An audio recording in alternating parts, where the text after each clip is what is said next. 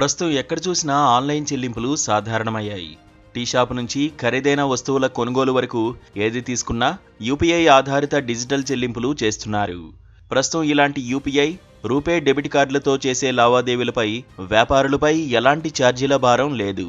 అయితే త్వరలోనే ఈ లావాదేవీలపైన మర్చెంట్ ఛార్జీలను విధించాలని కేంద్రం యోచిస్తున్నట్లు తెలుస్తోంది. రానున్న రోజుల్లో పెద్ద వ్యాపారులు యూపీఐ ఆధారిత చెల్లింపులకు ఛార్జీలు చెల్లించే అంశాన్ని కేంద్రం పరిశీలిస్తోందని పలు మీడియా కథనాలు వెల్లడించాయి.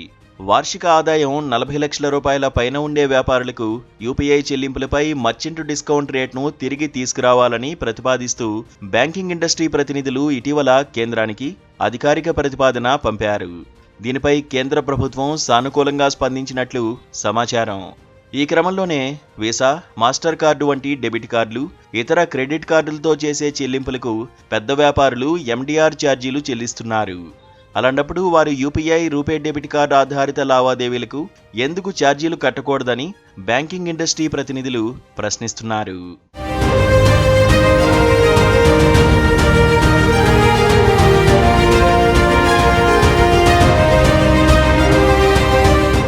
ప్రస్తుతం ఈ అంశాన్ని కేంద్ర ప్రభుత్వం పరిగణలోకి తీసుకుందని తెలిపారు.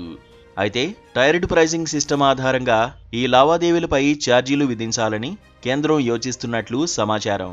అంటే 40 లక్షల రూపాయల లోపు వార్షిక ఆదాయం ఉండే వ్యాపారులు యూపీఐ చెల్లింపులను ఉచితంగానే స్వీకరించేలా ప్రభుత్వం నిర్ణయం తీసుకోనున్నట్లు తెలుస్తోంది. అయితే ఈ ఛార్జీలను తిరిగి తీసుకురావడం వల్ల యూజర్లపై నేరుగా ఎలాంటి ప్రభావం ఉండబోదని తెలుస్తోంది. ఈ లావాదేవీల కోసం యూజర్ల నుంచి ఎలాంటి ఛార్జీలు వసూలు చేయబోరు. కాకపోతే దీనివల్ల వ్యాపారులు మళ్లీ నగదు చెలామణికి మొగ్గు చూపే అవకాశాలు ఉన్నాయని ఆర్థిక నిపుణులు అభిప్రాయపడుతున్నారు. కాగా 3 ఏళ్ల ముందు వరకు యూపీఐ ఆధారిత చెల్లింపులకు వ్యాపారులు కొంత మొత్తం ఛార్జీలను బ్యాంకులకు కట్టాల్సి వచ్చేది. ఆయా లావాదేవీలను ప్రాసెస్ చేసేందుకు ఈ రుసుము చెల్లించేవారు. అది కూడా 1% లోపే ఉండేది. అయితే యూపీఐ చెల్లింపులపై ఈ ఎండీఆర్ ఛార్జీలను 2022లో కేంద్రం తొలగించింది. ఈ ప్రాసెసింగ్ ఖర్చులను భర్తీ చేసేందుకు బ్యాంకులు, ఫిన్టెక్ కంపెనీలకు కేంద్రం సబ్సిడీలు ఇస్తూ వస్తోంది. అయితే ఈ ఏడాది బడ్జెట్లో ఈ సబ్సిడీని 3,500 కోట్ల రూపాయల నుంచి 437 కోట్ల రూపాయలకు తగ్గించారు. ఈ క్రమంలోనే ఈ లావాదేవీలపైన మర్చెంట్ ఛార్జీలను విధించాలని కేంద్రం యోచిస్తున్నట్లు సమాచారం.